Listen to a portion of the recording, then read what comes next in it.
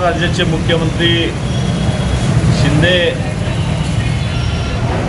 यांच्या निकटवर्ती एक मनोरुग्ण आमदार गायकवाड हे राहुलजी गांधी यांना म्हणतात की तुमची जीभ छाटेल त्याला 11 लाख रुपये बक्षीस देऊ।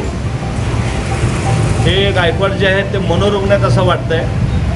नेहमी वेगवेगळ्या नेत्यांच्या विरोधात असे ते बाईट देत असतात आणि अशा मनोरुग्णाला ह्या सरकारने आवरलं पाहिजे। सरकारला सत्तेची मस्ती आली असं या ठिकाणी वाटतंय।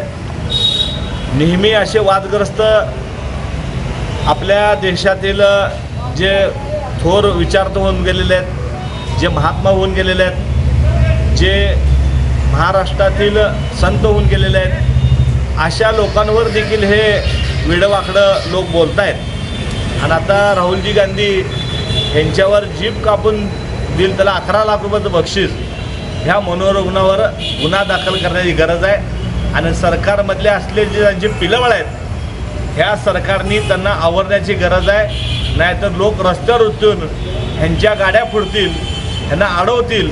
अशा लोकांना वेळेवर तुम्ही आवरा, नाहीतर लोकांचा आक्रोश तुम्हाला ह्या सरकारला आक्रोशासमोर तुम्हाला जावं लागेल।